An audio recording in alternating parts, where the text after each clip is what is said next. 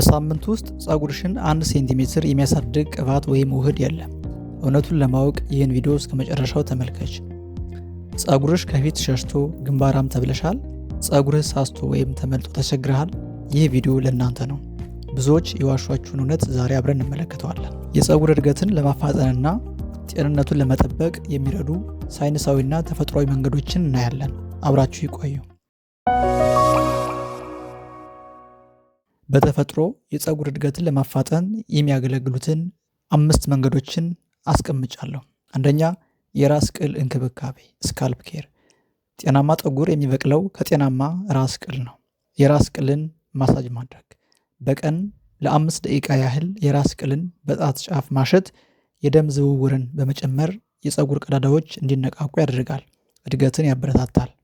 ተፈጥሯዊ ዘይቶችን በራስ ቅል ላይ መጠቀም በቁጥር 5 ላይ እናያቸዋለን። እኒህ ፀጉር እንዳይሰባበርና እድገቱ እንዲፋጠን ይረዳሉ።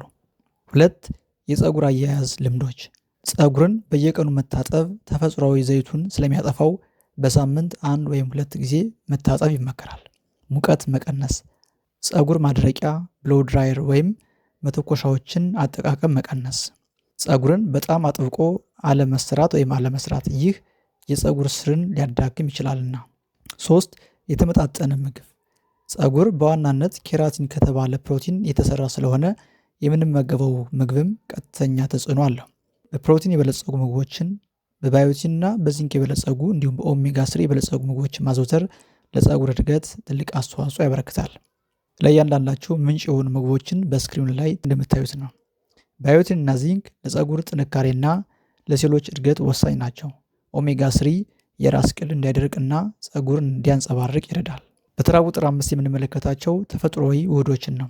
ከዚህ በታች 5 ተፈጥሯዊ ውህዶችን ለፀጉር እድገት እጅግ በጣም ውጤታማ የሆኑትን እንመለከታለን። አዘገጃጀታቸውንና አጠቃቀማቸውንም አስቀምጫለሁ። አንደኛ፣ የሮዝመሪ ዘይት። ይህ ዘይት የደም ዝውውርን በማፋጠን አዳዲስ ፀጉሮች እንዲበቅሉ በማድረግ ትልቅ ሚና ይጫወታል። አዘገጃጀት፣ ከ2 እስከ 3 ዘንግ ትኩስ የሮዝመሪ ቅጠሎችን ወይም 2 የሾርባ ማንኪያ ደረቅ ከሆነ ከግማሽ ኩባያ የወይራ ዘይት ወይም የኮኮናት ዘይት ጋር በመቀላቀል በዝቅተኛ ሙቀት ከ10 እስከ 15 ደቂቃ ማሞቅ፣ ከዚያም ዘይቱን አጥልሎ ማቀዝቀዝ። ይህን በሳምንት ከ2 እስከ 3 ጊዜ የራስ ቅልን ለ5 ደቂቃ ማሸት፣ ለ1 ሰዓት አቆይቶ መታጠብ ወይም ማደርም ይቻላል። ሁለተኛው የጥቁር አዝሙድ ዘይት። ጥቁር አዝሙድ በውስጡ ታይሞኪንን ስላለው የፀጉር መርገፍን ለመከላከልና የፀጉር ስርን ለማጠንከር ይረዳል፣ እድገትንም ይጨምራል። አዘገጃጀት፣ ጥቁር አዝሙድን ፈጭቶ ከወይራ ዘይት ጋር በመቀላቀል ለ2 ሳምንታት በጨለማ ቦታ ማስቀመጥ፣ አሊያም በፋብሪካ የተዘጋጀውን በቀጥታ መጠቀም ይቻላል።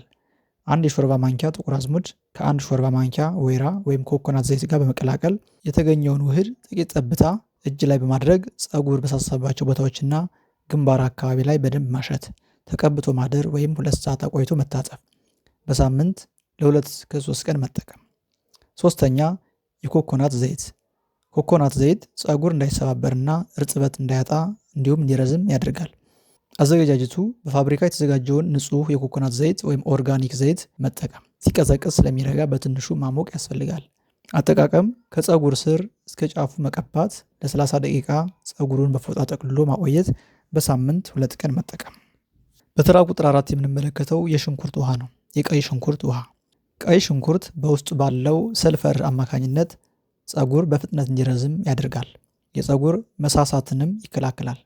አዘገጃጀት፣ 1 ትልቅ ቀይ ሽንኩርት ፈጭቶ በንጹህ ጨርቅ በመጭመቅ ፈሳሹን ብቻ ማውጣት፣ የተገኘውን የሽንኩርት ውሃ የፀጉር ስር ላይ መቀባት፣ ከ15 እስከ 30 ደቂቃ አቆይቶ በሻምፖ በደንብ መታጠብ። ሽታውን ለማጥፋት ጥቂት ጠብታ የሎሚ ጭማቂ መጨመርም ይቻላል። በሳምንት 1 ቀን መጠቀም፣ በየሳምንቱ 1 ቀን መጠቀም። ተራ ቁጥር 5 ሬት ነው።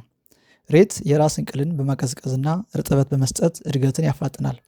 የፀጉር ቀዳዳዎችን ከቆሻሻ በማጽዳት ፀጉር በነፃነት እንዲያድግ መንገድ ይከፍታል፣ ድርቀትንና ፎረፎርንም ያጠፋል።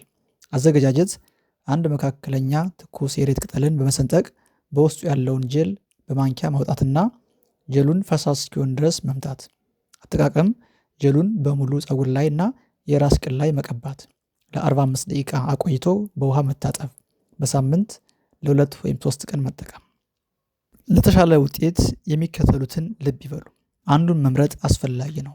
ሁሉንም በአንድ ቀን ከመቀባት ይልቅ ለእርስዎ የሚስማማውን አንዱን መርጠው በቋሚነት ይጠቀሙ።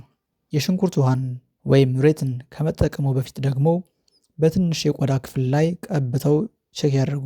አለርጂ እንደማያመጣ ያረጋግጡ። ሰላም ከሆነ ብቻ ነው መቀጠል የሚያስፈልገው። እዛ ውጭ ሌሎችን መጠቀም ያስፈልጋል። በደንብ ማስተዋል ያለባችሁ ነገር በአንድ ጀንበር ለውጥ አይመጣም። ፀጉር በአንድ ሌሊት ወይም በአንድ ሳምንት ውስጥ በከፍተኛ ሁኔታ ሊረዝም አይችልም። ዋናው ቁልፍ ነገር ትዕግስትና ወጥነት ወይም ኮንሲስተንሲ ነው።